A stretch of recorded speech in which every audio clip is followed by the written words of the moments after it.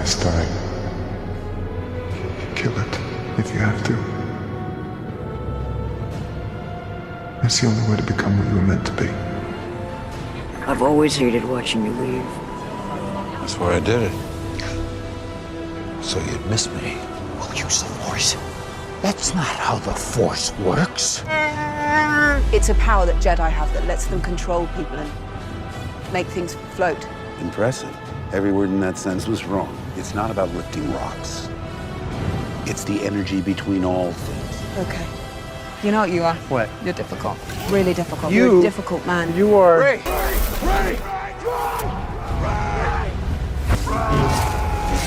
I failed you, Ben. I'm sorry. I'm sure you are. And when I kill you, I will have killed the Last Jedi. Every word of what you just said was wrong. And I will not be the Last Jedi. Who are you? I'm Ray. Ray who? Welcome to Journey Through Sci-Fi, with me, James. And me, Matt.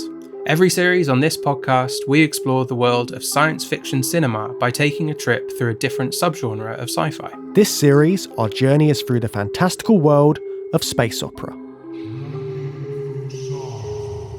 We are back talking about the big daddy of space opera this week on the podcast. We are covering Star Wars once again as we draw ever closer to the end of our space opera series. This time we are looking at what happened when Star Wars and Lucasfilm got bought by the House of Mouse. Yeah, Mickey came knocking on George Lucas's door and he gave it away after, I don't know, maybe getting his fingers burned with the prequels, and 3 films followed. So, James, we've got an awful lot to talk about today. Should we get straight into things with the Star Wars sequel trilogy? I think we should. The Walt Disney Company is acquiring Lucasfilm, the global entertainment company founded by George Lucas and the home of the legendary Star Wars franchise. The Star Wars universe now has more than 17,000 characters inhabiting several thousand planets and spanning 20,000 years. And this gives Disney infinite inspiration and opportunities to continue the epic Star Wars saga. Fans can expect a new feature film, Star Wars Episode 7, in theaters worldwide in 2015. And there will be more feature films, as well as consumer products, television projects, games, and theme park attractions. We're thrilled that George has entrusted the future of his extraordinary legacy to the Walt Disney Company and recognize what an honor it is. Nothing will stand in our way. I will finish what you started.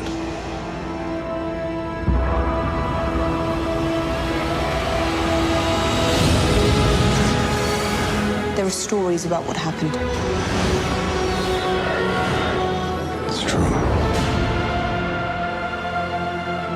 All of it. So Disney put up a great big billion-dollar paycheck to buy out Lucasfilm, didn't they? And they did this in 2012. Is that right? Yeah, it was around then. It must have been in talks for a long time, I imagine. I don't know how long. So Revenge of the Sith comes out in 2005, and then a brief 7 years later, Lucas has completed a deal to sell Lucasfilm to Disney. So you factor in some time for them to start those conversations and for him to decide to do that as well and come to that decision. It's actually not a very long time, is it, between him finishing up his prequel trilogy and then moving away from the franchise completely? Yeah, it seems quite fast-paced in the terms of Lucasfilm's production of films in general. I mean, there was that big gap between the prequel trilogy and Return of the Jedi, wasn't there?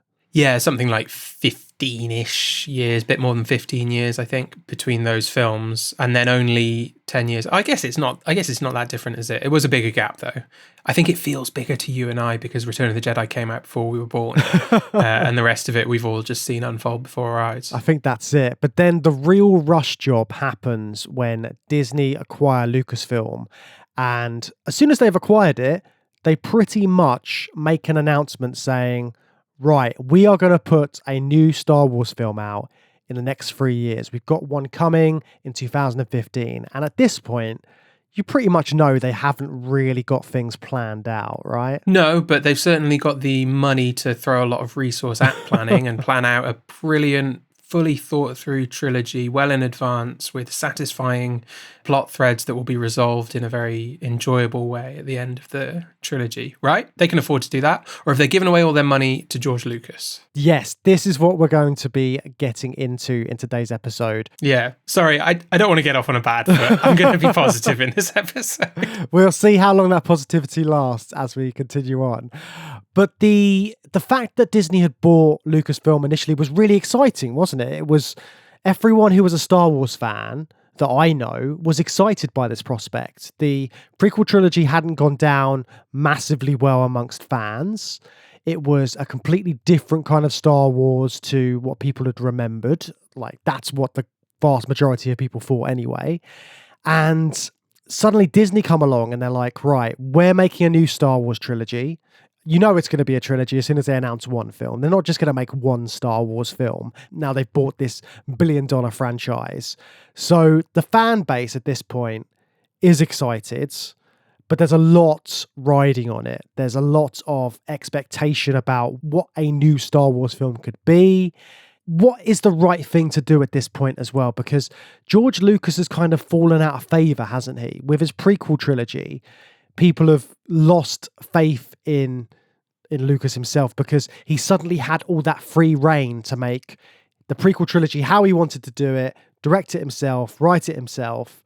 And then now he's kind of gone, right, well, I'm stepping away from all this. I'm leaving it behind me. Disney, you can run with it. Yeah, there's a lot of history behind it, isn't there? And I can understand why George Lucas would want to walk away from it for $4 billion. Who wouldn't? The prequels were not like the best received, and George Lucas hasn't directed very many movies. Like, I think he's only directed maybe 2 that aren't Star Wars movies.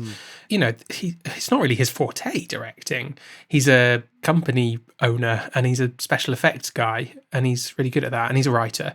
So I can see why he would want to move away. So you've got history meeting, you know, present day credentials as well. Like you say, people were excited because they were disappointed with the prequels, but also this deal is announced in 2012. Disney at that time owns the Marvel Cinematic Universe, which is releasing Avengers, the first Avengers team-up movie that year. So I think there's a lot of goodwill to Disney being, you know, in the driving seat of big franchise movies. Those are your sort of present-day credentials at the time. You've got you've got bad history of the prequels. You've also got good history of the original trilogy, promising history of these ideas that George Lucas had, and good history of all the expanded universe, which sort of immediately gets put in the bin, but there's ideas there that people have loved for decades for what might happen after Return of the Jedi. So there's a real like melting pot of ideas and feelings and excitement for what's to come from 2012 onwards after that acquisition. And I think amongst fans, it's an interesting thing to look at what you think of as a Star Wars film and what does that encapsulate. What is a Star Wars film in general? And I don't think fans can even agree on this because everyone has a different idea of what Star Wars is. Now, when we talked about the original trilogy in our previous episode, we discussed its space opera origins. So the fact that it was inspired by stuff like Flash Gordon and John Carter and Buck Rogers, all of those 50s space opera comics and stories and short films that they had on the serial format, which was so popular at the time, and stuff that George Lucas had grown up on. So Lucas was really drawing from that well for inspiration. He was looking at all those initial space operas, and he was also looking at narrative and storytelling. He used Joseph Campbell's The Hero's Journey as a big jumping off point, and he wanted to look at how to tell a story in that time using mythology and sort of drawing on all these really interesting storytelling structures and all of that. But then you come to 2015 when they've made the new Star Wars film, and you've got people which grew up with the original trilogy and the prequel trilogy. So the kids are suddenly the ones in charge. So you get J.J. Abrams, who is going to be the director for The Force Awakens. He's taking charge now. And then his influences are all the original movies. So he's drawing inspiration from Star Wars rather than something else. So I think that has a knock-on effect to what we get in this new trilogy. What do you think about that? Yeah, there's a very palpable nostalgia in the first film of the new trilogy, The Force Awakens, from 2015. And that stems, I think, largely from J.J. Abrams as a director. He is a director who loves nostalgia, unashamedly loves nostalgia, and puts it in all of his work, really. It's a real driving force of his creative life, I think.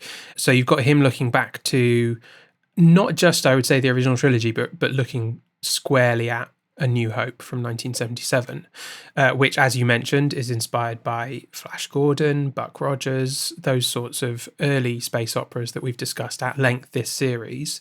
So we're getting back to a certain type of Star Wars, which is breezy, light-hearted action-adventure, sci-fi fantasy in a galaxy a long time ago, far, far away. That's what we get from this. But Star Wars has shifted and morphed, hasn't it? You've got the whole prequel trilogy in between, which is a completely different kind of Star Wars, but we're jumping back 2 generations here to J.J. Abrams' childhood.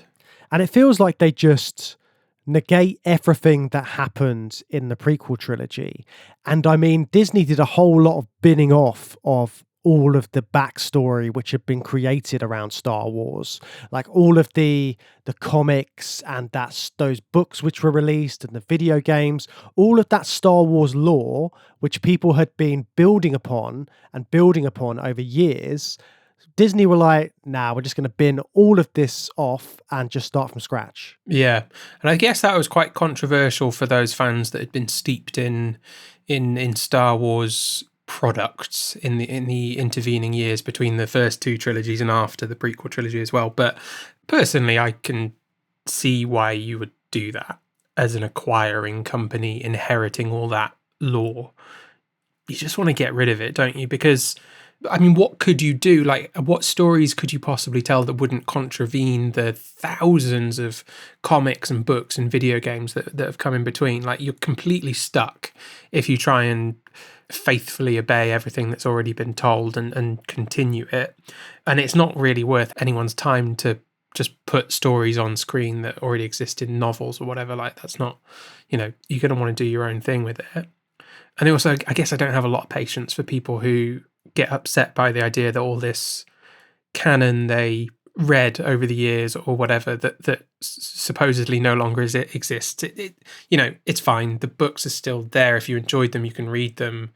Those characters aren't being physically hurt by being dubbed non-canonical. You're fine. Like, I don't have a lot of patience for that kind of mindset. So I don't really care that they did that. I think it's a fine decision to make. I think it just becomes difficult when you look at some of the more integral parts of the story that were sort of removed from this trilogy, because there's stuff Lucas had done, like he'd written story points for what could happen in the next trilogy, and he was given like a consultancy role, and they said, right, we may come and use some of your ideas. Bob Iger told him this, but then again, we may not. We may just do whatever we want. So yeah, we'll kind of decide what we fancy doing. I've tried to make movies where I step away, to sort of Empire and Return of the Jedi. Right.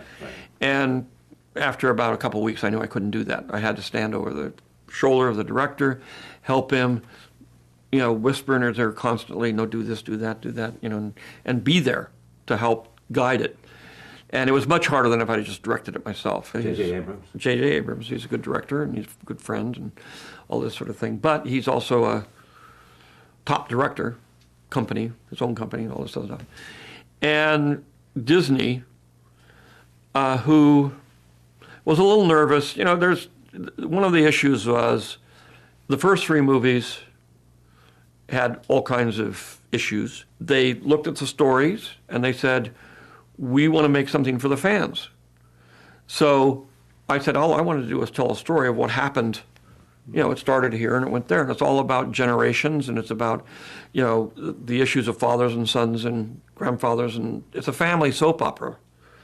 I mean, ultimately, we call it space opera, but people don't realize it's actually a soap opera, and it's all about family problems and it's not about spaceships. So they decided they didn't want to use those stories. They decided they were going to go do their own thing, and so I decided, fine, but basically, I'm not going to try to, if I get in there, I'm just going to cause trouble because they're not going to do what I want them to do. So, and I don't have the control to do that anymore, and all I would do is muck everything up. So I said, okay, I will go my way and I'll let them go their way. And it really does come down to a simple rule of life, which is when you break up with somebody, the first rule is no phone calls.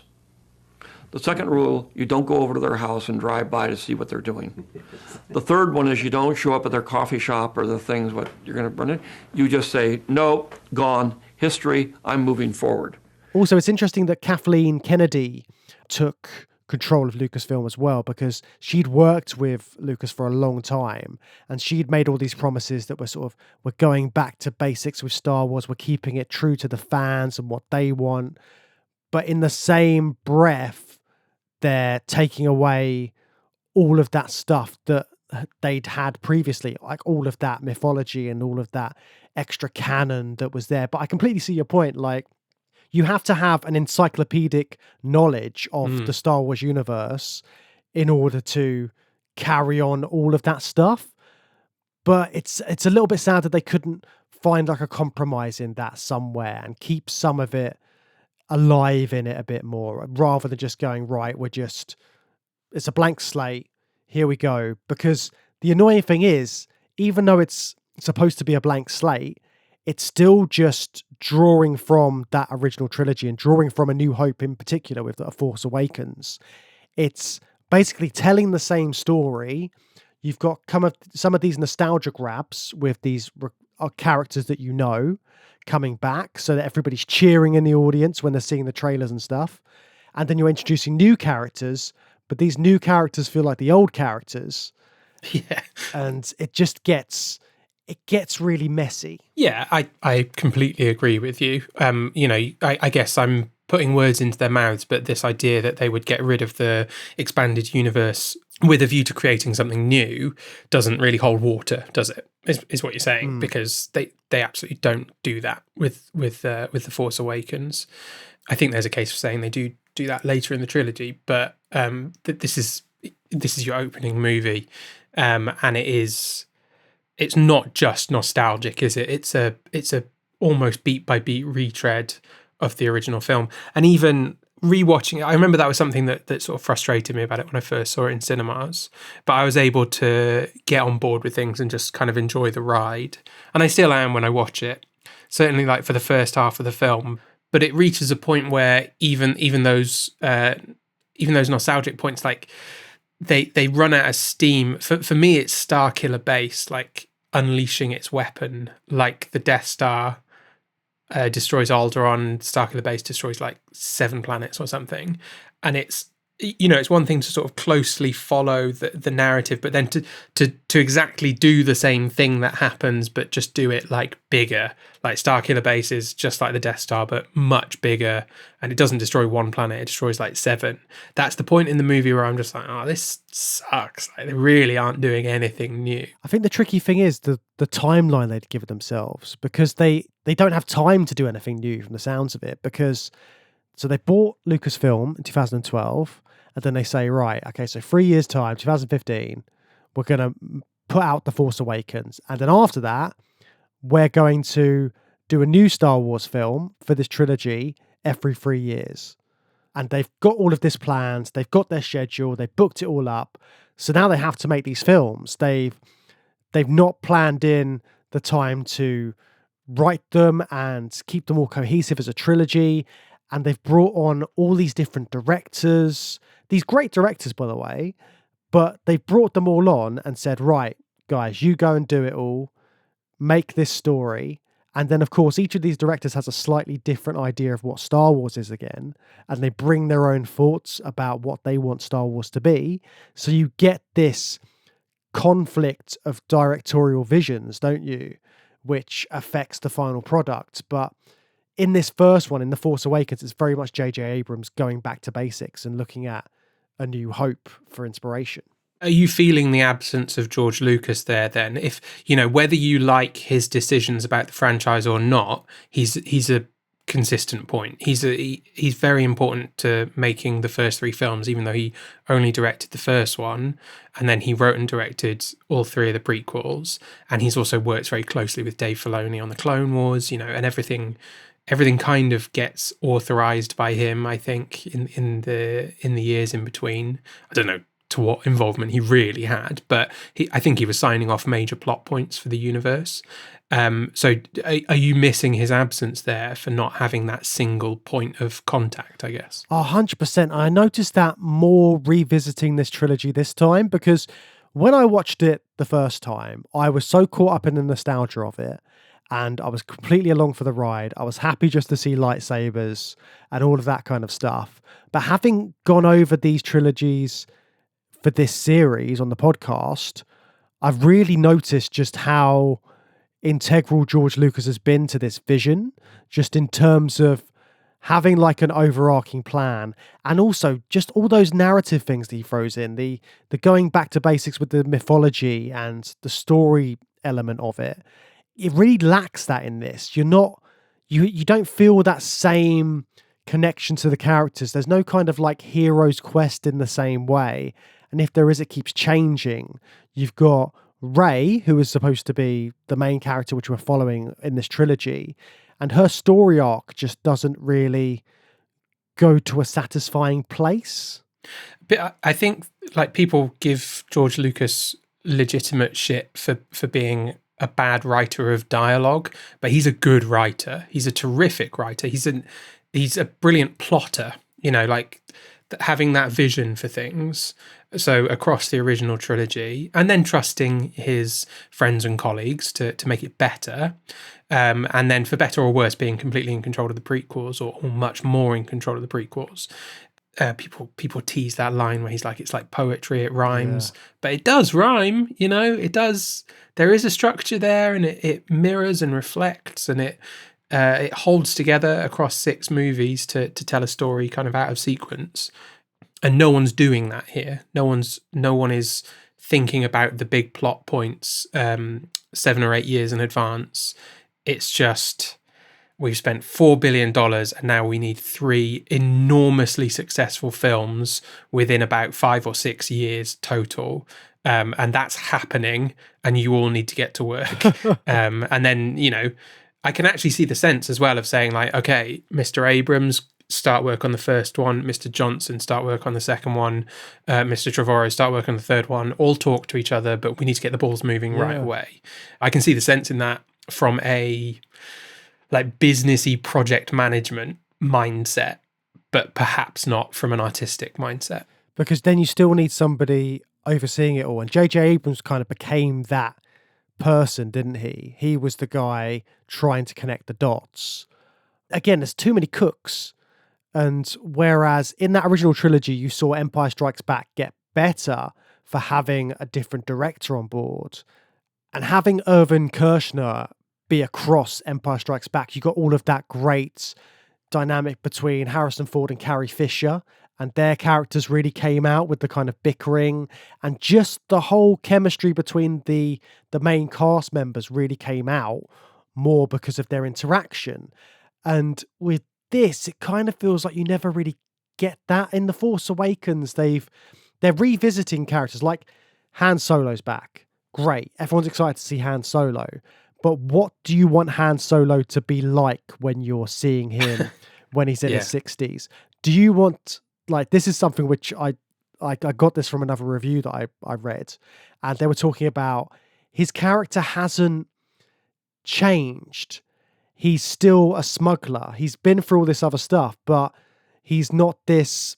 He's had a really good life, but then he's back being a smuggler and everything's gone to shit. And he's like a 60-year-old, like 70-year-old doing the same shit he was always doing.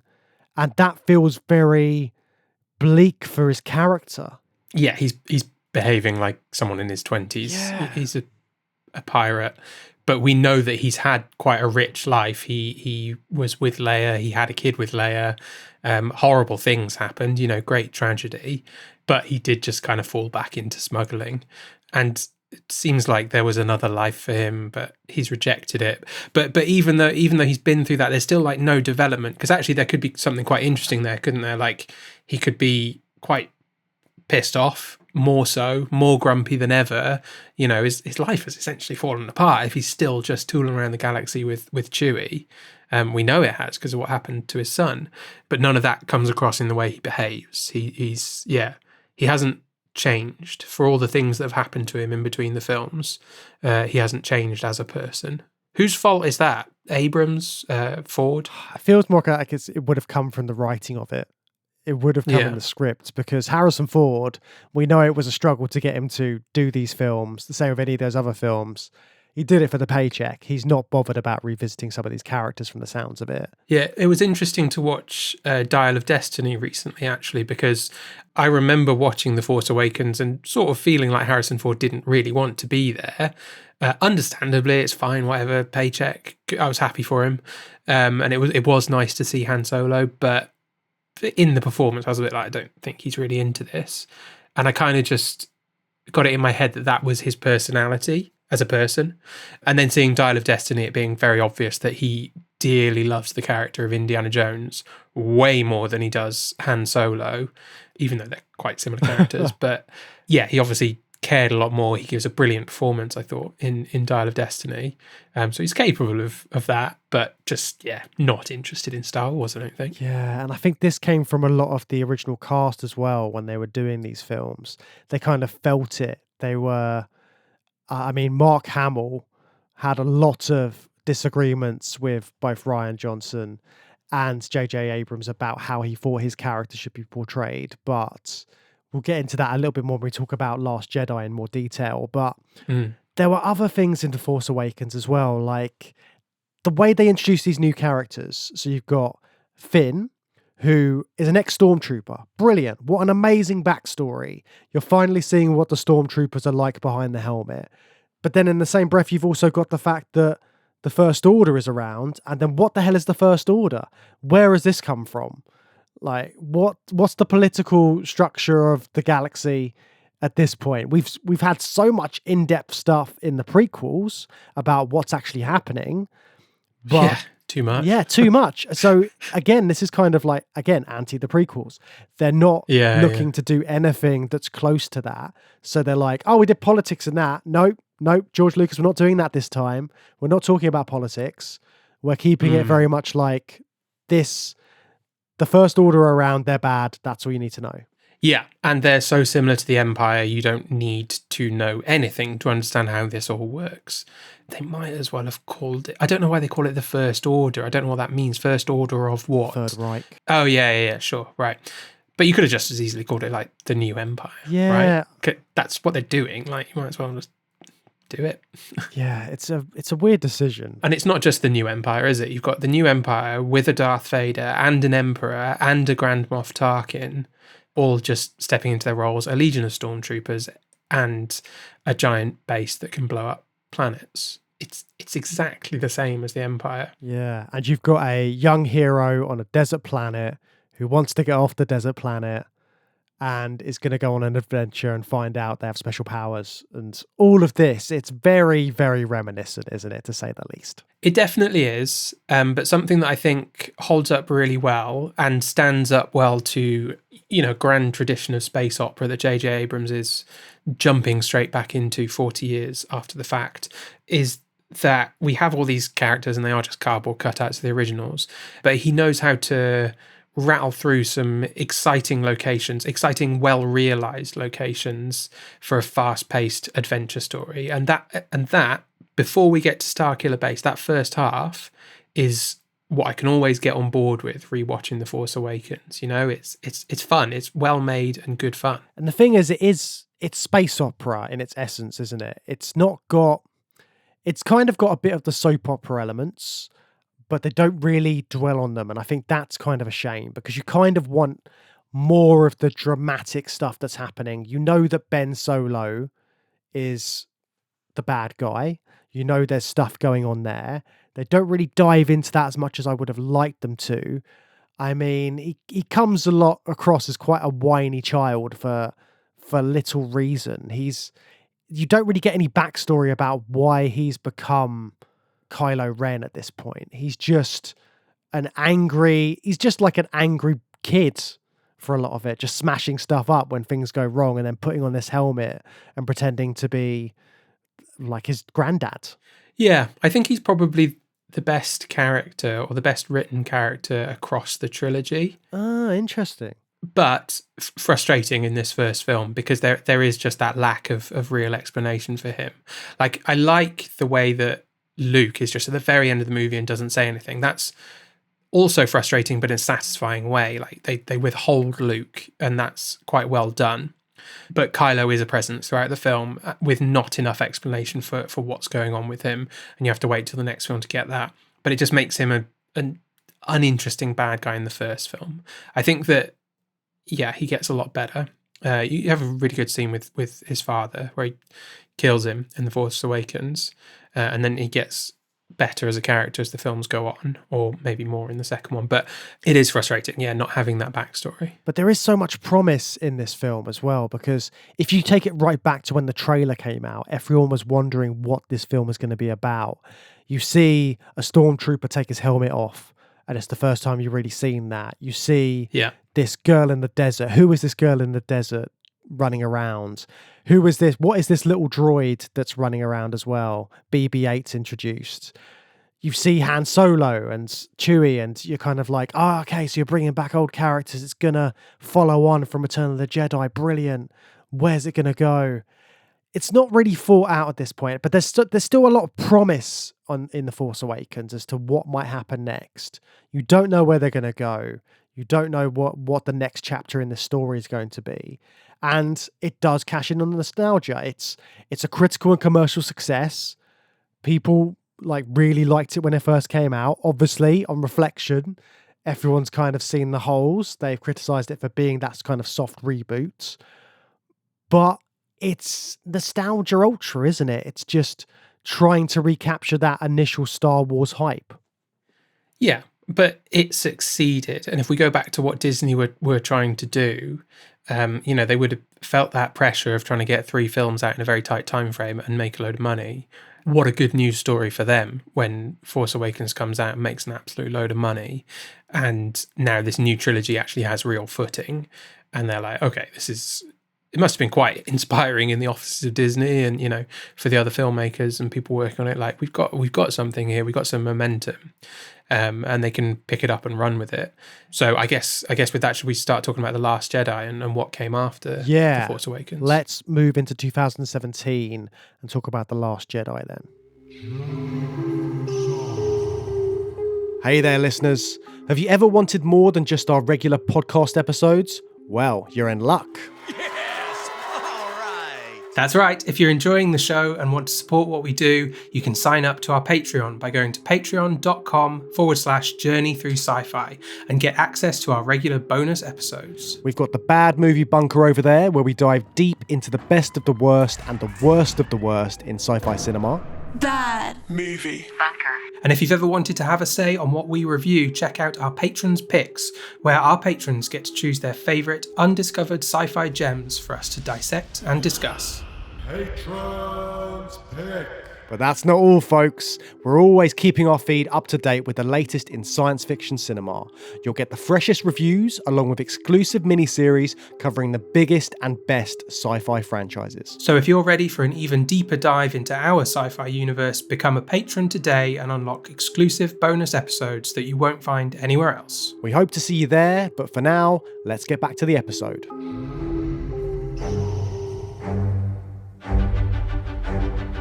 Something inside me has always been there. But now it's awake. And I need help.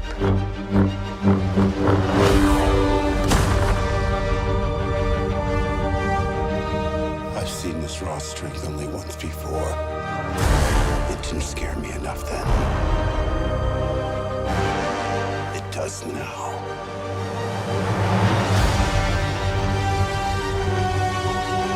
Let the past die. Kill it. If you have to. That's the only way to become what you were meant to be.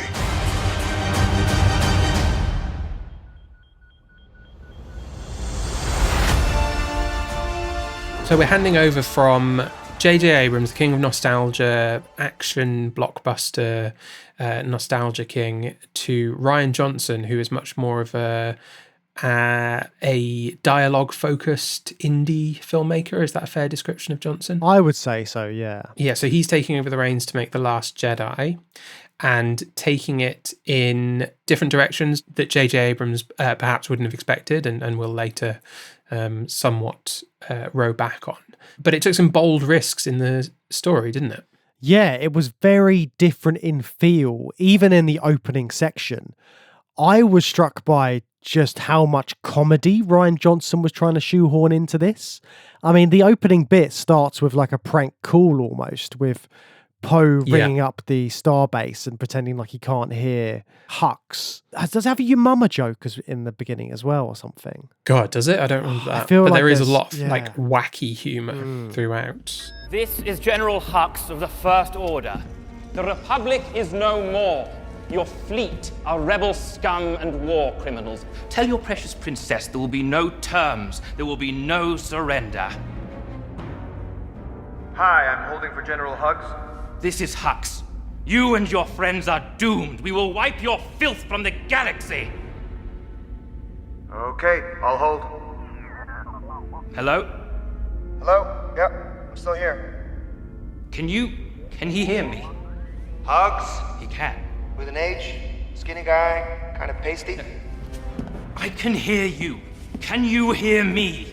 Look, I can't hold forever. If you reach him, tell him Leia has an urgent message for him.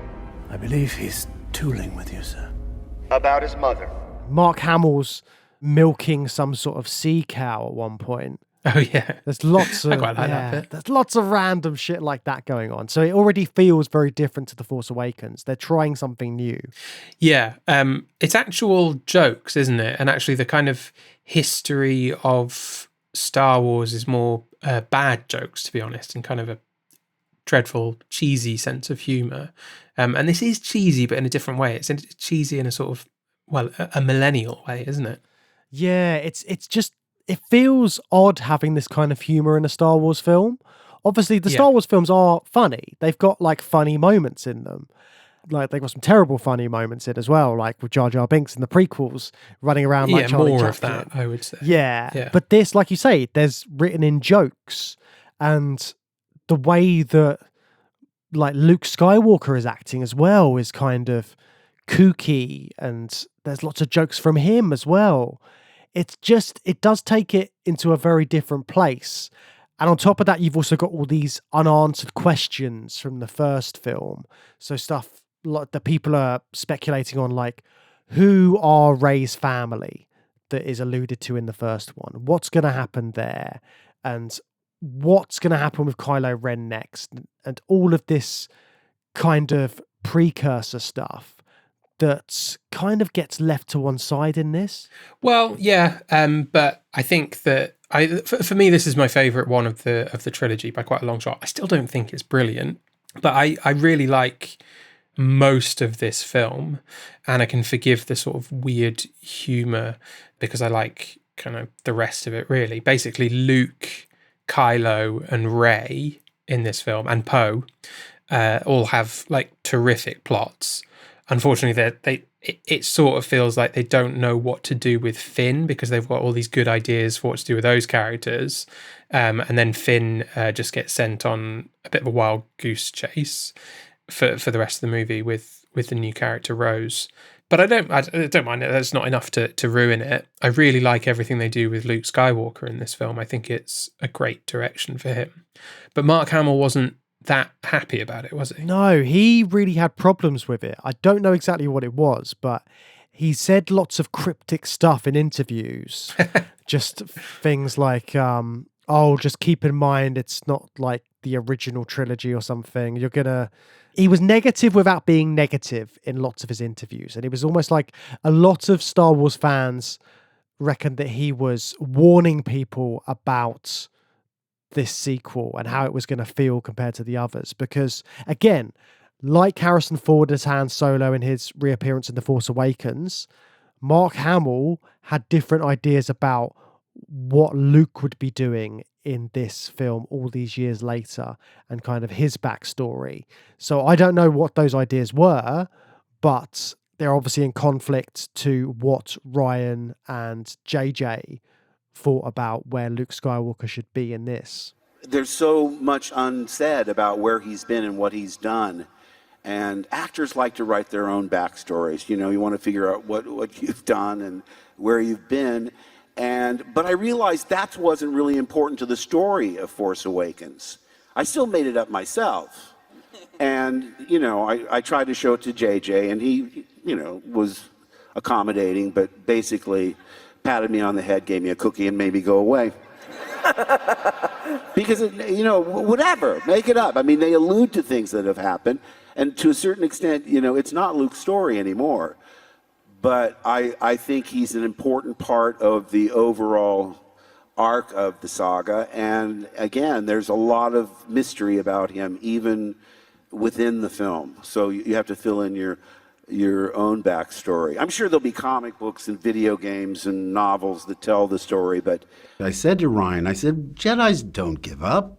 I mean, even if he had a problem, he would maybe take a year to try and regroup. But if he made a mistake, he would try and right that wrong. So right there, we had a fundamental difference. But it's not my story anymore. It's somebody else's story. And Ryan needed me to be a certain way to make the ending effective.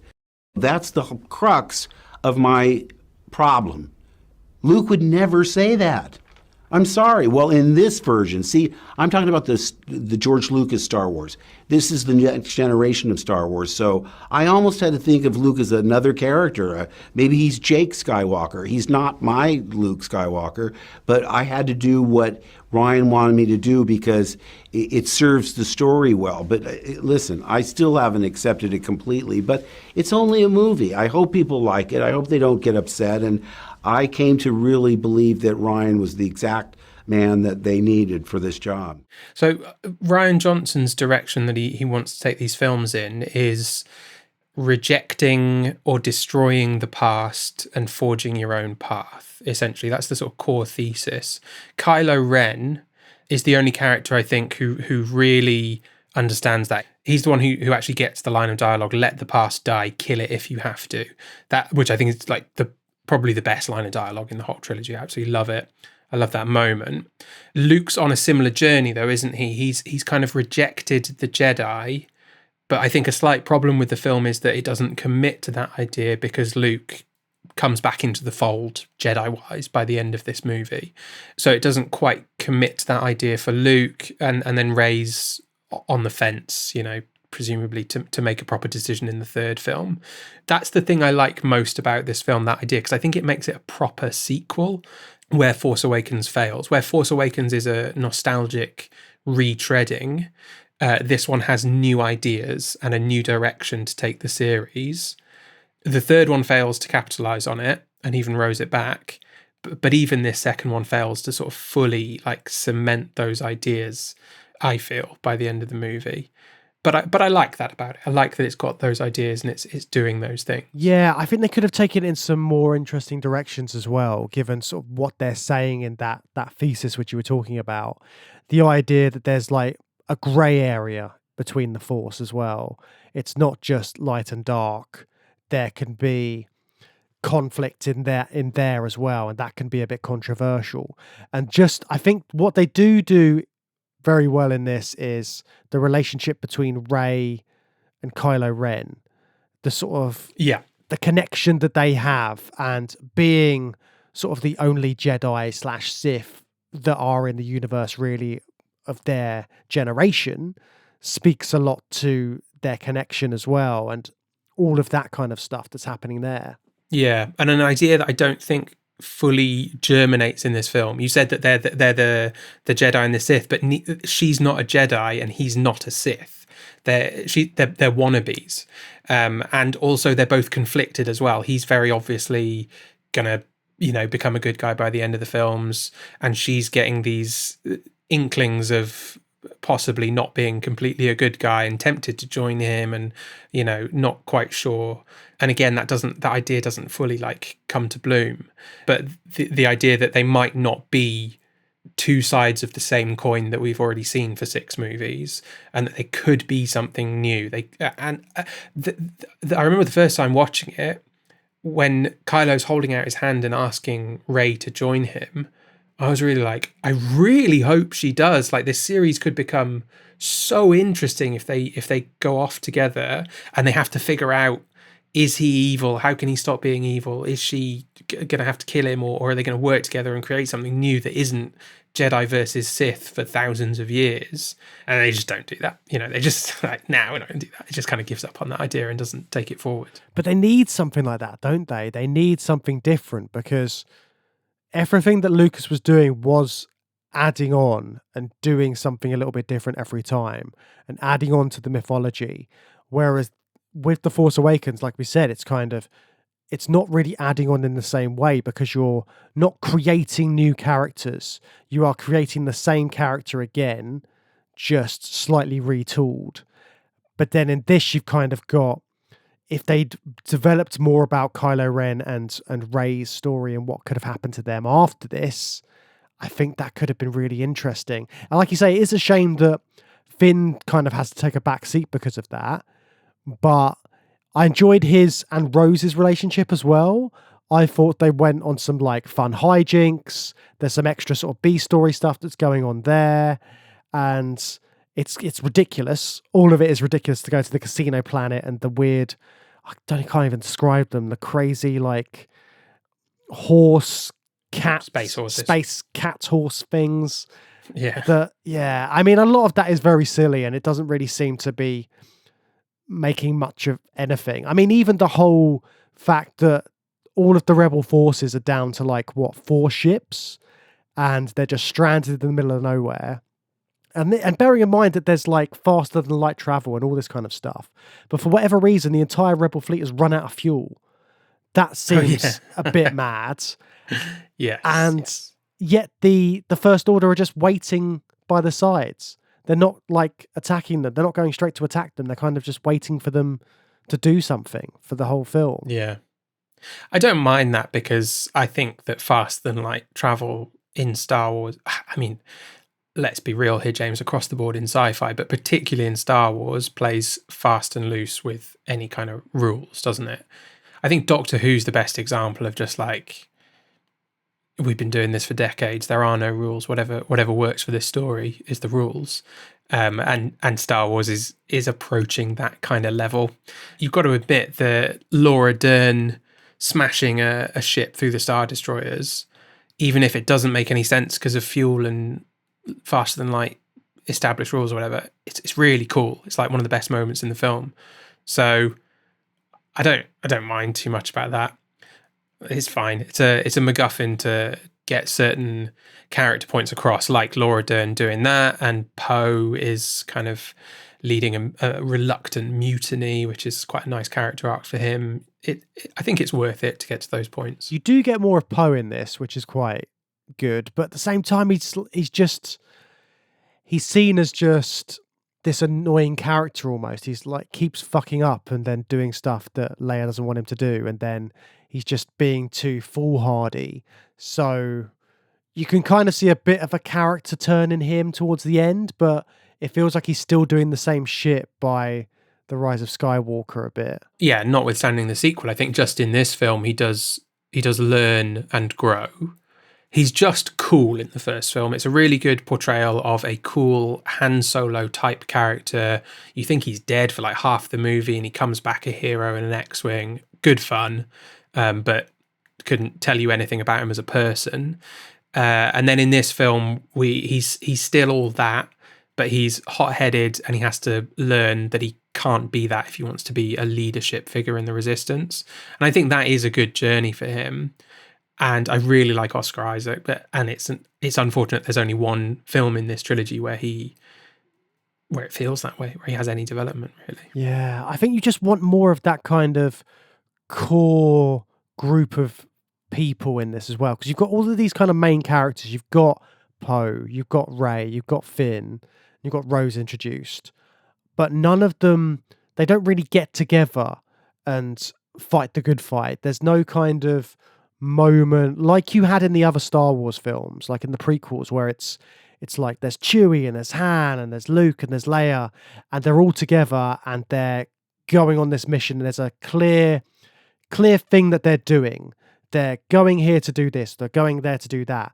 Everyone's kind of just doing these random story things, like none of it kind of connects. I guess so, but aren't they all separated in Empire Strikes Back? Aren't Luke, Leia and Han mostly doing their own thing in that movie? Luke certainly is. He's off, he leaves Hoth, and then he doesn't reunite with anyone until they save him from Cloud City, I think.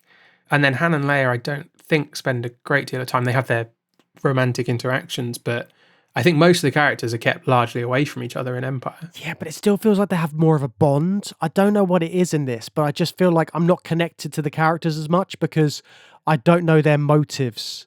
Well, I think it's because A New Hope is a better film than The Force Awakens, so you can separate your characters in Empire Strikes Back because you know how they all feel about each other. Whereas, does Rey even meet Poe in the first film? Like maybe at the end of the film? But they have no bond. Poe has only known Finn for a few hours, and then they're separated until the final battle.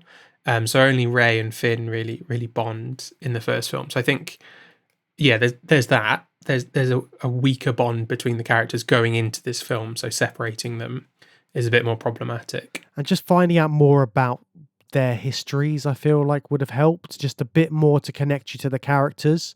It's all, I mean, it is a space opera, so they've got other stuff on their plate. They want to do the big action sequences. They want to visit different alien worlds. They want to do all these big fights and keep it quite surface layer. But I think it just missed the mark in that respect for me. Yeah, I think it's full of holes, but it does do the most interesting stuff by a mile, in my opinion, in the sequel trilogy. I'd also say that it's got genuine visual flair, like throughout, in a way that the two films don't have. And J.J. Abrams is extremely competent at directing exciting action. He's good at it, but little visual turns in this film, like there's a shot on, I don't like the Casino Planet stuff, but there's a shot early on in that mirrors, there's a very famous tracking shot from the movie Wings from 1927, you know, the one that goes in across all the tables to the table where the main character's like eating. They do that in The Last Jedi. I think there's amazing editing when Rey and Kylo first have their what will be called a dyad moment later on, and the salt plane, you know, with the red ground underneath. The whole siege at the end, I think, is brilliant, but in particular, having like the red dust being kicked up, or the footprints that may reveal Luke, you know, that stuff is really nicely done. So, you know, all of that together, I think, for me, makes it the best one of the three by a mile. Because they are doing something different as well. You've got to give them that. There's more going on with it in terms of all of that, and it's not. It does retread some of the stuff. It is a little bit Empire Strikes Back. It is a little bit sort of Return of the Jedi in moments. It's got some of those things, but I think that's unavoidable at this point because it's a Star Wars film and it's going to have those reference points in them now. Yeah. Yeah, it's a legacy film, but I like the way that it's doing new things. I also really like that Luke is completely right about the Jedi. It's not really something I'd thought before seeing this film, but Luke is just basically like, the Jedi completely failed. They had a 1,000-year lead on the Sith and just blew it away by being totally incompetent. And yeah, watching the film, I was like, he's right. Like, the Jedi did a really bad job. That George Lucas's films are a 6-film story about the Jedi just fucking up really badly, and then Luke Skywalker saving the day. You know, he's not really a proper Jedi, or maybe he does count as one, but generally speaking, the Jedi badly dropped the ball, and I like the fact that Luke's the one that recognizes that and it's like, I want nothing to do with it anymore. But all of those factors and the fact that he does go in on the Jedi and thinks that they're all basically, like you say, they fucked up. All of that kind of turned the fans against this film. Like, the die-hard Star Wars fans were pissed off by this. Yeah, it was interesting. I didn't actually watch this film when it came out because I just wasn't fussed by The Force Awakens, to be honest, and I couldn't be bothered. And I watched it maybe a year later after the great Star Wars discourse, or one of them had played out. And it seemed like half the people thought this was the greatest Star Wars movie ever, and half the people thought it was the worst one ever. And I remember watching it and just being kind of underwhelmed for the reasons I've just given. Like, it does a load of interesting stuff, and it does quite a lot of stuff not that well.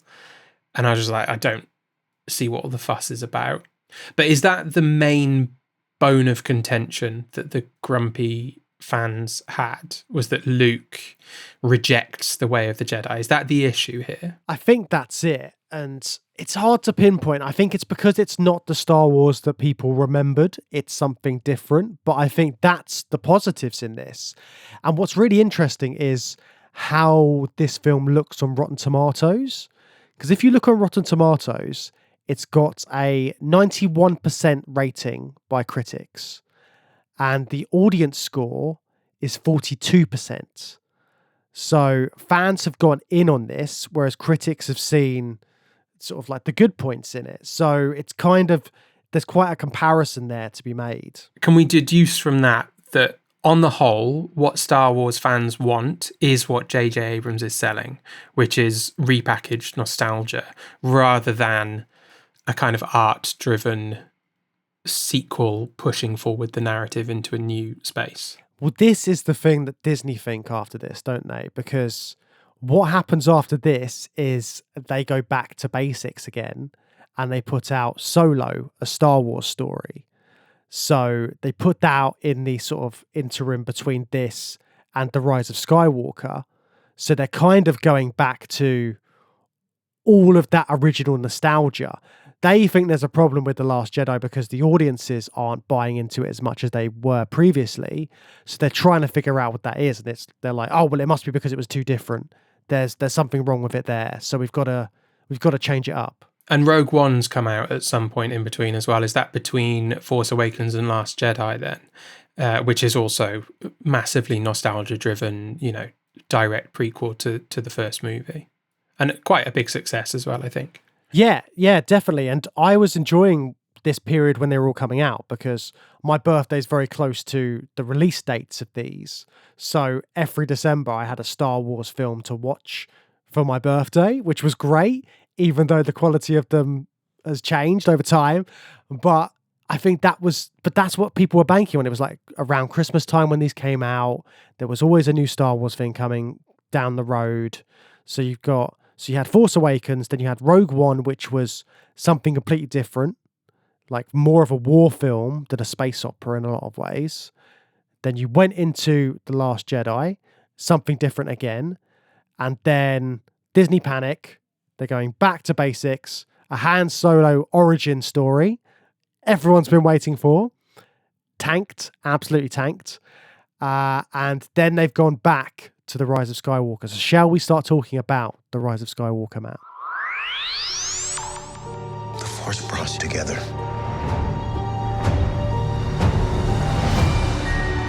We're not alone. Good people will fight if we lead them. People keep telling me they know me. No one does. But I do.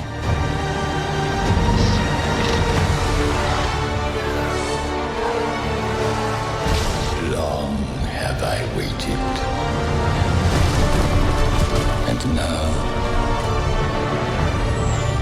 you're coming together.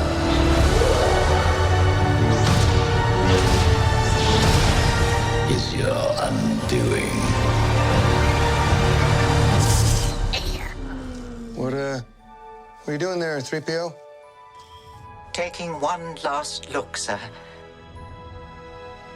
At my friends. The dead speak. A message of revenge throughout the galaxy. Oh God, this is for me the low point of the Star Wars franchise, I'm afraid to say. I remember when we did our review of this, I think we did it on Patreon, and I was kind of singing its praises because I loved it. I was like I was in full nostalgia mode. I was the annoying Star Wars fan who was seeing all the good points in it. Revisiting it again now, I'm not so sure. My tune has changed. Oh, really? That's really interesting. I remember how much you liked it, and I remember how much I hated it. And I still don't like it, but my position has also softened, and we can get into why that is. But I think that this film just makes some crazy mistakes and bad choices. And I think it goes way beyond just taking a step back to nostalgia. There are real business filmmaking decisions that are bad decisions that are objectively bad decisions, like that it would be hard to make a good film, I think, under the circumstances that Rise of Skywalker comes out in, but it didn't have to be that way. No, it didn't. So what were those circumstances that made it so tricky to get this one produced and made in time for their incredibly tight deadlines over at Disney? Well, I mean, first and foremost, you don't have to put this film out in 2019, but they have committed to that release schedule. And, I'm sure there's a lot of, they could have got it in 2020, notwithstanding what went on to happen to the film industry in 2020. They didn't know that, but, you could have delayed it, but they don't want to do that. We mentioned it before, Colin Trevorrow of Safety Not Guaranteed in 2012, when Disney is buying Lucasfilm, quite a small little indie movie. And then Jurassic World in 2015, when Force Awakens is coming out, so proving he can lead a sort of massive blockbuster film, and then he goes on to make 2 more Jurassic World movies, or at least producing them. I think, I'm not sure if he directed all of them, but he's lined up to be the 3rd director. As we mentioned, we've got 3 different directors working on these projects: Abrams, Johnson, Trevorrow, and at some point in 2017. I don't know if it's before or after the release of The Last Jedi, but he leaves the project, and I don't know the details there. I don't even know if it's public, the sort of backstory. I think the stated reason is the old classic creative differences, isn't it? The Force Awakens, in a lot of ways was a movie for fans, and to bring people back to the origin story. By episode 9, do you see it being really different and just taking us to tons of new places? A story must evolve or perish, and Rian and I are working closely together to make sure that our stories build off of each other and continue to evolve and take us to new places. And I think that's what the fans expect and what they want. There are petitions to bring George back. How do you react to those petitions? It was funny. I saw that, I think it was yesterday, and it was on a day where I was at Lucasfilm giving this big speech to everyone about how we want to channel the invention and just the raw creativity and the boldness that George brought to these films. And that's something that I'm so focused on, and not being afraid that we're going to embarrass ourselves by doing something that might be crazy, because when George Lucas made Star Wars, a lot of people thought it was crazy, but it's the greatest story ever told. For whatever reason, Colin's chucked off. Well, he just leaves, doesn't he? There's creative differences. And then J.J. Abrams is back on the scene fresh from Force Awakens, still coated in his shiny suit of nostalgia, ready to bring back the dead. As you said in the intro to this part of the podcast, he brings back an old favourite. Would you say he's an old favourite? He brings back, to be fair, the main villain of the franchise, right? He's the big bad revealed in Empire Strikes Back, and he's the bad guy pulling the strings throughout the prequel trilogy, Emperor Palpatine, whose first name is Sheev. Did you know that? Sheev. It's not in any of the films. I think it's just, in novels and stuff. But that's official Disney canon. Sheev Palpatine. That's your guy. It's not as good as Richard Riddick. That's still my favourite. It's not as good as just Emperor Palpatine, is it? Or Senator. But yeah, he's back. Now, I hated this. I hated this so much when I saw the film. On reflection, I don't think it's like inherently a bad idea to bring him back, but the way they do it is awful. Not just on screen, not just the way they do it on screen, the way they do it off screen. The whole approach to this is terrible. They bring him back as a film viewer, which is like, the vast majority of people approaching this franchise. They bring him back in the opening crawl. They just say he's back, and then Kylo Ren just sort of stumbles through a dark, dank pit and starts talking to him. And then later we have the really sort of cursed line of dialogue where Oscar Isaac's poor guy is forced to say somehow Palpatine returned. Those are the sort of three big moments on screen. But before that, you've got all the Fortnite stuff as well, haven't you? Yeah, so what they did on Fortnite was they did this big event that took place in the virtual world of the game, and that was later made part of the canon of this film. So the broadcast from Emperor Palpatine that they're referring to in that opening crawl was actually first shown on Fortnite, which is weird. At last, the work of generations is complete. The great error is corrected. The day of victory is at hand. The day of revenge. The day of the Sith. There's not even a Star Wars video game. Yeah, it's weird, isn't it? Everybody knows that Palpatine's back in this because they've done all the announcements and things, but by chucking him into a video game beforehand, it's just, I don't know. And also, like, he's not a really fun character to play. He's just an old man with lightning powers who's got a crinkly face. I'm guessing you don't play as, I don't think you even play as him in Fortnite in Do you the not? event that they did. Oh. No, and also, even crazier, there's no like longevity to that. Fortnite events are ephemeral. Like they happen when they happen. You can't replay them, I don't think. So you can't even go back and be like, if you're picking up this franchise in 10 years' time, and be like, now I've heard that I need to play Fortnite for a bit before I start the next film just to understand what's going on. You can't do that. It's gone. I've played Fortnite events, so I kind of know how they play out. Basically, you're just like standing there as your normal Fortnite guy, and stuff is like happening around you. So I'm guessing, not having played the event, it was just like the message was playing and you were, I don't know, doing your Fortnite stuff. Again, that shows the marketing of this, because what you've got to admire about Disney is they know how to market their films. There was so much advertisement for all of these. The advertisement for this, again, it blew up.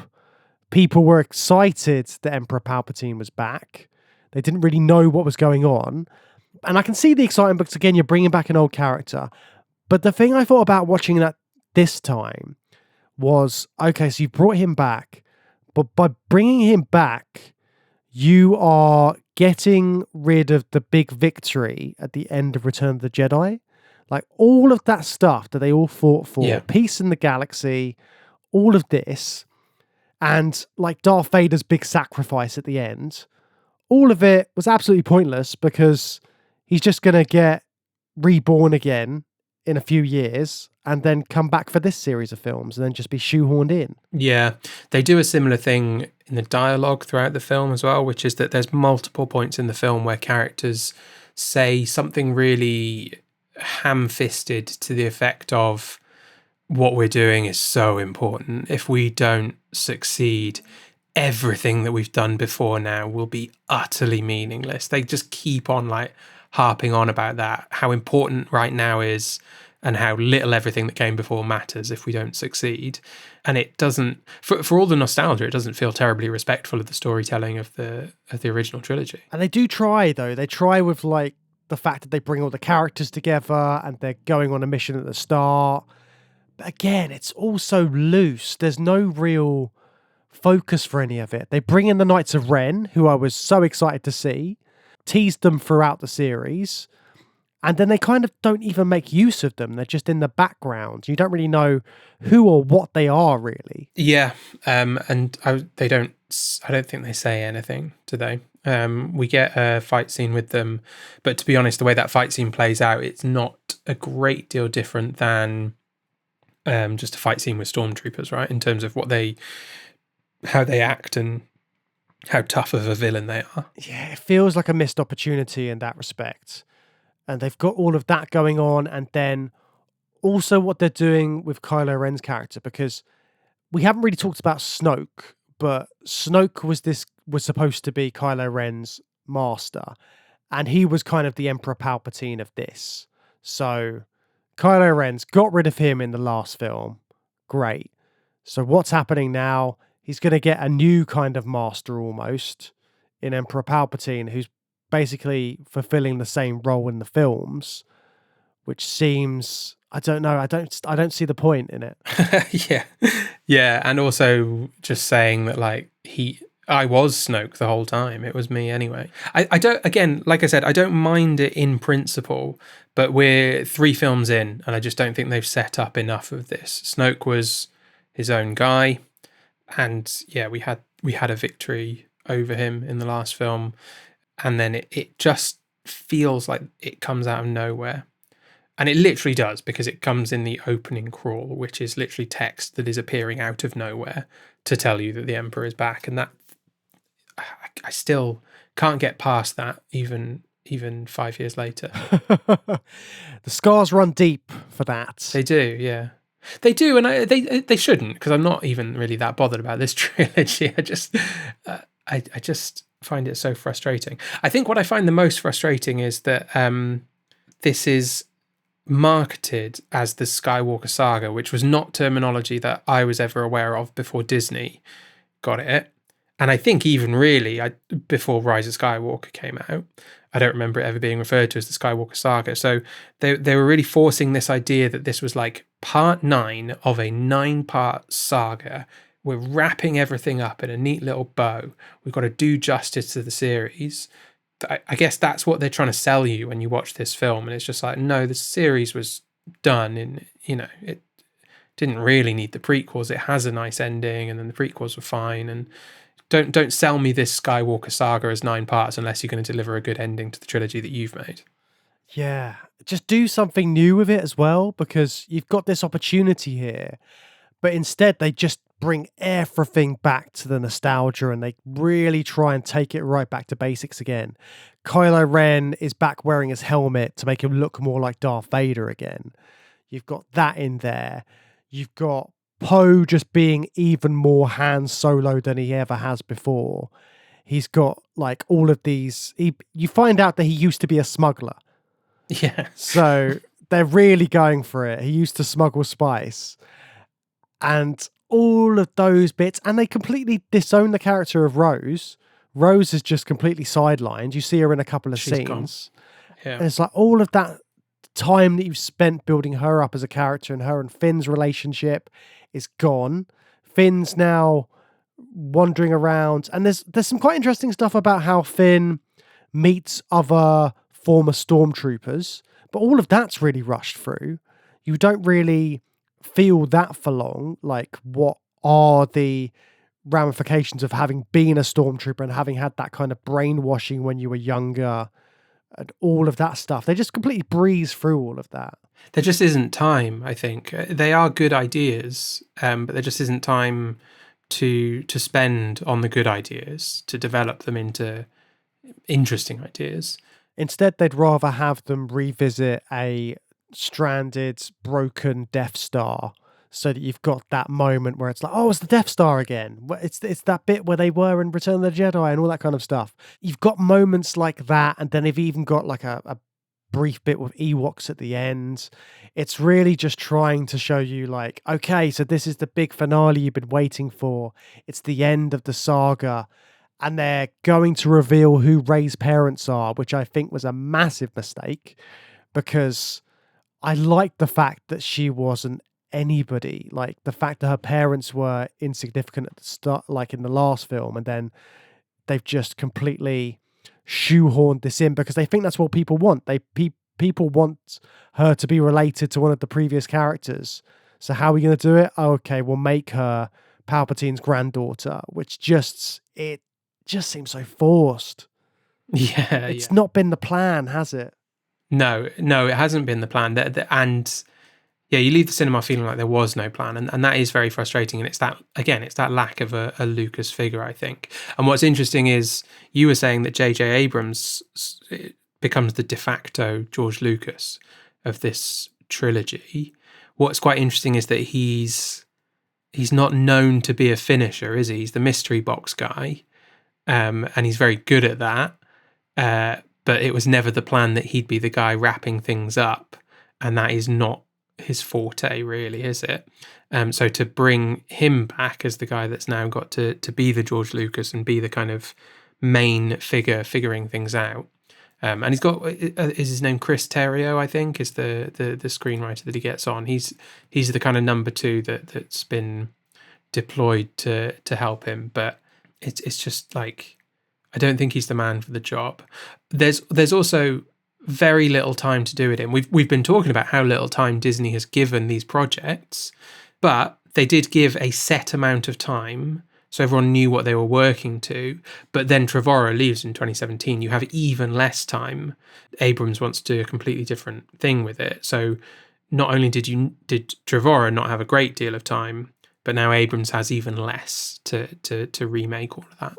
And you bring up the writers as well as another interesting thing, because if you go back to The Last Jedi, Rian Johnson wrote The Last Jedi and directed it, and he really had that kind of vision around it.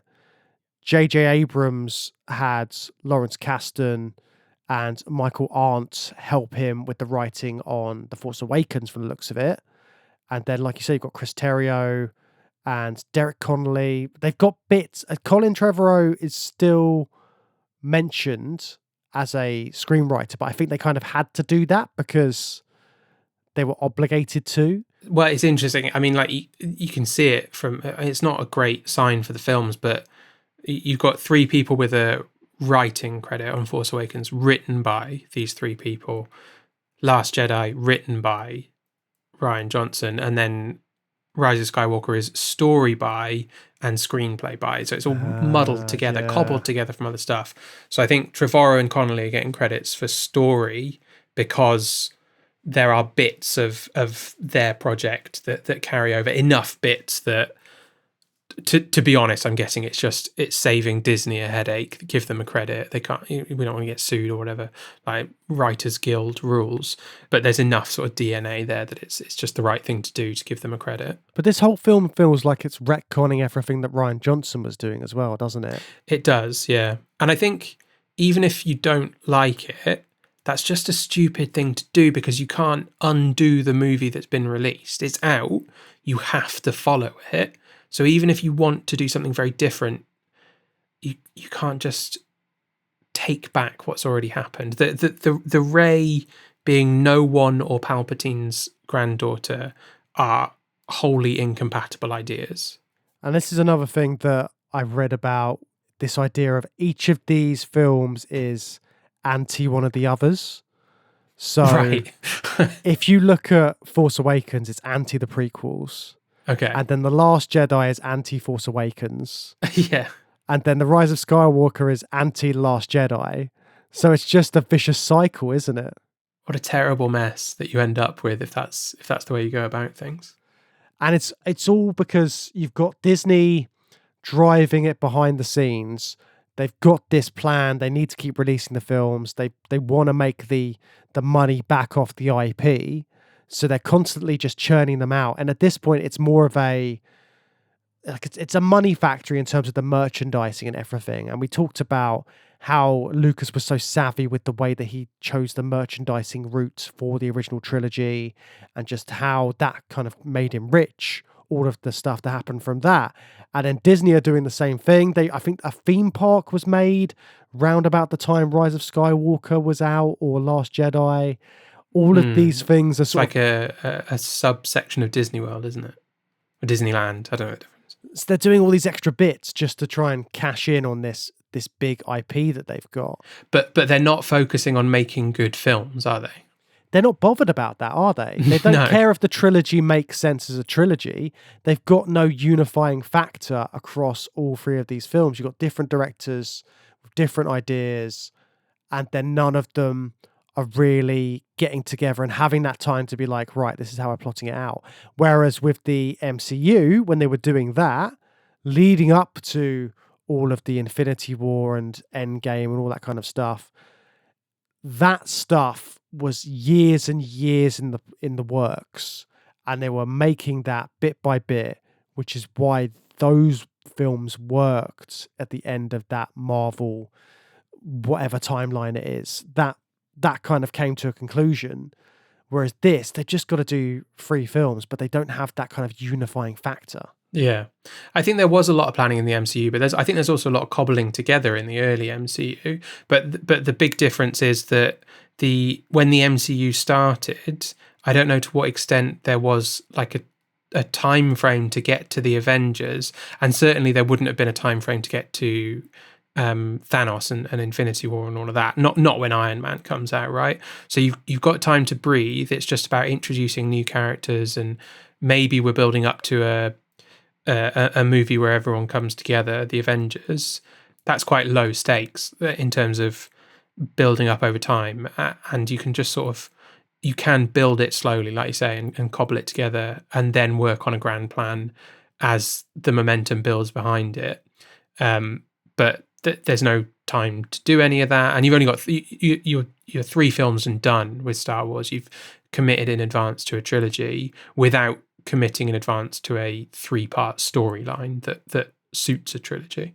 However, having said that, like I mentioned it before, my views on this film have softened like since the first time I saw it. I think rewatching it for today was only the second time I've seen the film, because I really hated it when it came out.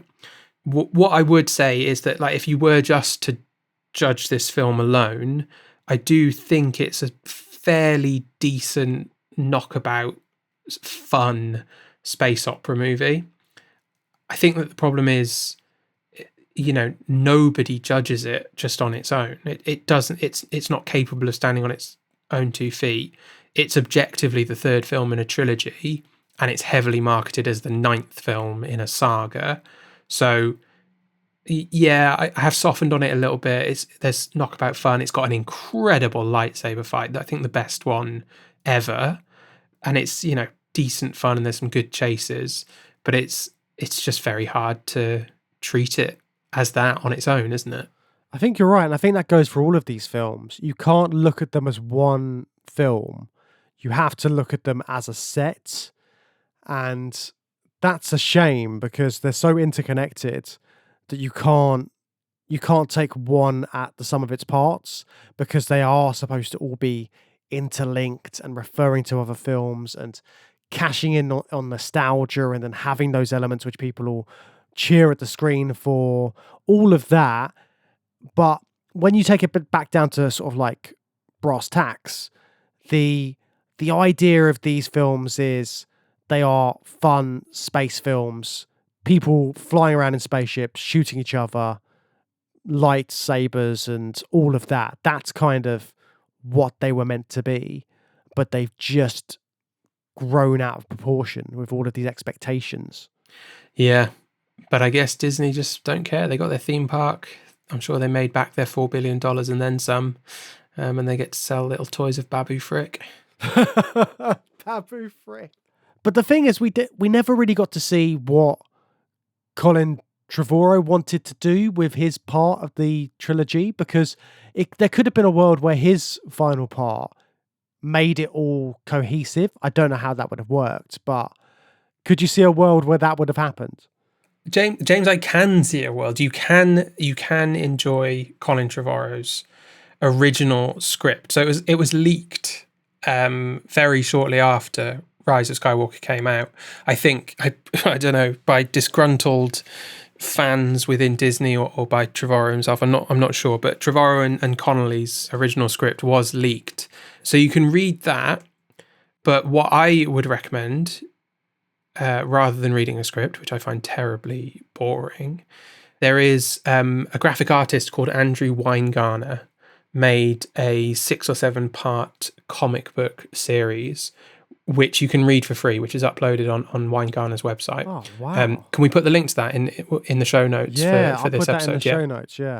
We'll put that up. You can download it as a PDF. I like the fact that I've done this, because I remember when we did the original trilogy, I watched the despecialized versions, and I watched the re-edit of Dune, that guy did. I like seeing the original plan for things. I find that really satisfying. So I read Weingarner's adaptation of Trevorrow and Connolly's script, and kind of upsettingly, it is very good. Oh, yeah, it is way better than Rise of Skywalker, but more importantly, it feels like a sequel to The Last Jedi. It doesn't necessarily do the same thing as The Last Jedi, but it continues the story and takes it further, and just has a much more coherent plot line throughout. So I strongly recommend it. Anyone, you should read it, James. You'd love it. Anyone listening should read it. Shall I go through some of my kind of favorite story beats from it, and people can skip over this bit if they don't want the spoilers? Yeah, definitely, because I want to hear what he did with it. The main plot is that the First Order has continued to sort of tighten its grasp on the galaxy, particularly on Coruscant, where they have a big spaceship city over Coruscant where they're running things from. The Resistance steal a Star Destroyer. So it's a Star Destroyer. It's a newly built Star Destroyer for the First Order that can destroy planets with a laser, like in Rise of Skywalker. And that becomes their sort of operational base for the film, and they're launching an assault. So Poe, Leia, the Resistance, Finn and Rose, those characters, Chewie and the droids, they're all Coruscant focused, trying to take down the First Order. Rey and Kylo Ren are searching for an ancient pre-Jedi temple that is the source of all power. Ren thinks if he can find that, he's going to rule the universe. He also has a subplot where the Emperor does show up, but only as a hologram. It's like a recording of this fail-safe plan that he had if Luke was to succeed in killing him. And that's go to this place. It's to Vader. It's go to this place and meet this guy who was Darth Plagueis' master, and he'll teach you all the ways of the Sith. Ren goes there and, develops extra special Sith powers, and then both he and Rey are heading towards this ancient temple. Beats that you've got in between that, Poe and Rey have a romance story, which is a little bit weird. Yeah, they've got a thing going on. There's a great moment that comes from that, which is that during their little romance scene, Rey's talking about her family and saying, "Oh, who are they? They were no one." Poe says, "No one is no one," and then that pays off at the end of the story when Rey is fighting Kylo Ren. He's yelling at her, "You're no one," and she goes, "No one is no one," and sort of turns the tide in the fight. Great moment, would have been incredible on screen. Yeah. You've got a great fight between Kylo and Vader, a bit similar to Rey's fight with evil Rey in Rise, like a vision of Vader. Finn and Rose do their own little infiltration story. They get separated. They both think the other one's dead, and then they get reunited at the end. It's great. Hux has this great subplot where he's obsessed with the Force. He's got a lightsaber. He's got his own lightsaber as a collector's item. And when he's on his own, he's trying to move things with the Force. Oh, wow. He interrogates Rose and he tries to use the Force in her mind, but he can't. He's got absolutely no, he gets ridiculed for it. Luke and Kylo have a showdown, Force Ghost. Luke grabs his lightsaber. It's brilliant. You get all the nostalgia at the end. R2-D2 dies, but is rebooted. And when he reboots at the end of the story, he all his memories start getting projected in front of him, and it's like a like a slideshow of all 9 movies. So you get this whole nostalgia dump. Chewie gets a medal, but everyone gets a medal. It's really good. It's really satisfying. It's a really good story. It's a terrible shame that it's not the film that got made, but I actually found it really satisfying to read, really cathartic to read as well after watching Rise of Skywalker. Oh, well, that's an optimistic note to end on that particular film. What could have been? What should have been? Yeah, it is a shame. It's good that it's out there, I think, for people to enjoy. I think that the right story is available to be told and enjoyed if audiences want to read it, and that's important. Oh, well, I'm definitely going to be reading that after today's podcast. I'm intrigued to find out what could have happened and what could have been in that, because, yeah, interesting, isn't it? Sort of what the vision could have looked like. But when you're looking at this trilogy, when it comes down to it, how do you think it compares to that original? Like, I think it's been quite apparent how you feel about this original trilogy, Matt. Yeah. But how do you think it compares? Because when we talked about the prequels, we looked at those again and we could see the good points and then we could see all the flaws, but we could see what Lucas was trying to do a bit more. Do you think there's elements in this trilogy which you can get positives from, or how do you feel about them in general? Overall, I just think it's a pale imitation of the original trilogy, and I do kind of lay that at the feet of J.J. Abrams to an extent, and the executives at Disney who didn't want to go anywhere with it. I think that it does step out from that shadow a bit in The Last Jedi, but it's small moments that aren't allowed to develop and go anywhere. So it's a bit of a nothing in that regard, especially comparing to the original trilogy. How about you? What do you think? How do you think it lives up to the originals? I think it's got all of those issues, hasn't it? And I think it's because ever since stuff like Lord of the Rings came out, and Lord of the Rings was this really big, expansive trilogy that took like Peter Jackson 8 years or something. It took him a crazy amount of time, and he just filmed them all back to back and created this amazing trilogy. Ever since then, it feels like Hollywood's been after something like that again, but they just want it quicker. So Lucas, when he made that original trilogy, it was a fluke. He didn't really... He had ideas about what could happen after the first Star Wars, but he didn't know exactly where it was going to go. And then suddenly he found himself in a position where he's making a trilogy.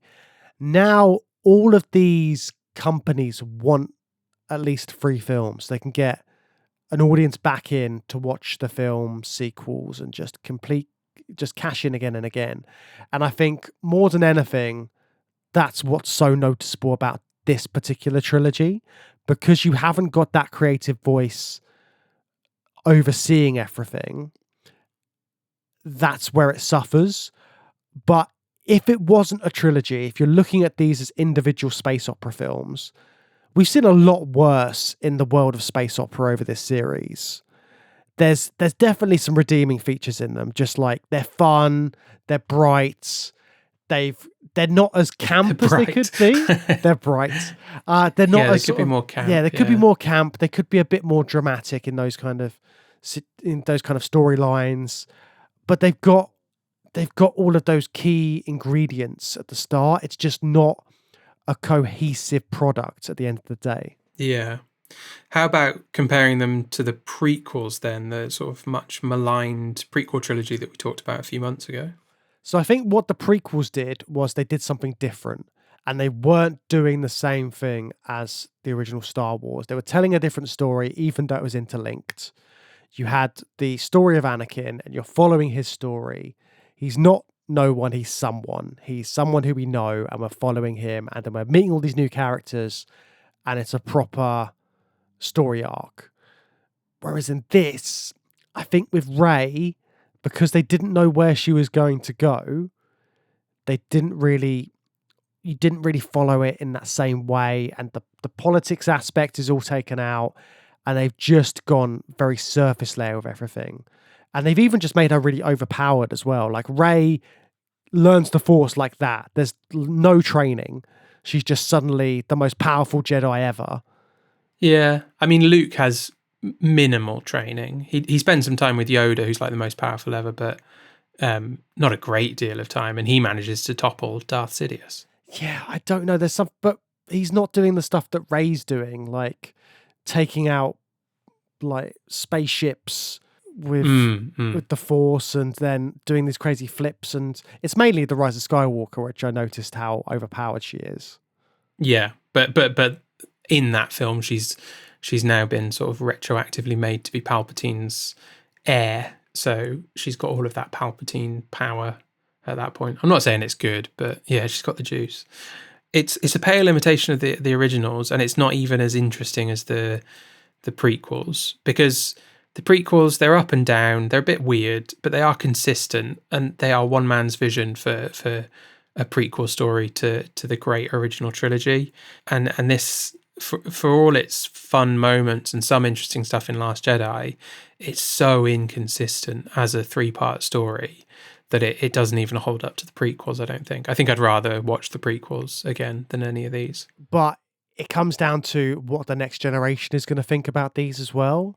Because as much as we're old, jaded Star Wars fans now, what do you think the next generation is going to think about these films when they watch them? I don't know. I mean, I guess they're going to love them, aren't they? Like, we talked about how for people a little bit younger than us, the prequels are like their Star Wars movies, aren't they? And they're a really important part of their growing up. The same is probably going to be true. They were they were a very big cultural moment each time one of them came out, weren't they? So yeah, there will be a whole generation of kids for whom this is the main Star Wars trilogy, I assume, right? Yeah, I would say so. And I think one of the most lovely things about it is you think about Rey, and as much as she's got all of her character flaws and stuff, she is the protagonist of this trilogy. And for little girls watching this, they could aspire to be a Jedi like Rey. They'll see themselves in that character. And that's something that the other films didn't have in the same way, because people like Amidala, Padme, and Leia, they were kind of secondary characters. They were strong, but they weren't the main focus. Rey is the focus of this trilogy. And I think that's a really nice takeaway from this. That's a very nice way to put a nice spin on things, and a new hope, for the new generation of Star Wars fans. What do you think? What do you think the state of Star Wars is now? And in particular, you said in the intro to this episode that we're returning to the big daddy of space opera. Is it still the big daddy of space opera after Rise of Skywalker? Oh, I think it's always gonna be the daddy, because it is the daddy of space opera. Since the 70s, it was the space opera that made space opera a thing in cinema. It's always going to have that legacy.